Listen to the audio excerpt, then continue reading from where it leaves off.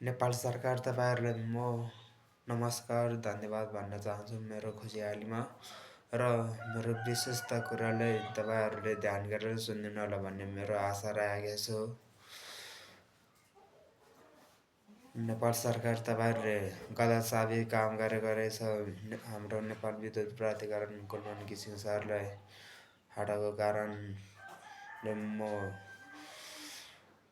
पनि रोएको छु। सोमबार राति 8:15 बजेदेखि 9 बजेसम्म रोएर बसेको छु म।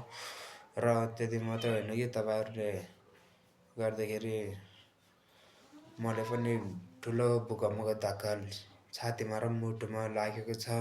अब म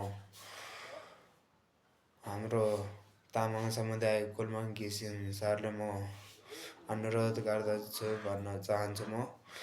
र नेपाल सरकार र हाम्रो ज्ञानेन्द्र राजा भन्ने हजुर सबलाई म अहिले मिडियामा आएको छैन। म मिडियामा एक दिन आयो भने नेपाल सरकार ज्ञानेन्द्र राजाहरूले चेतावनी कडाभन्दा कडा चेतावनी दिन चाहन्छु।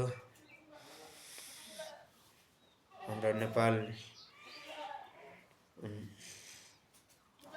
नेपाल जनताहरू के भन्न चाहनुहुन्छ कमेन्टमा भनिदिनु होला है।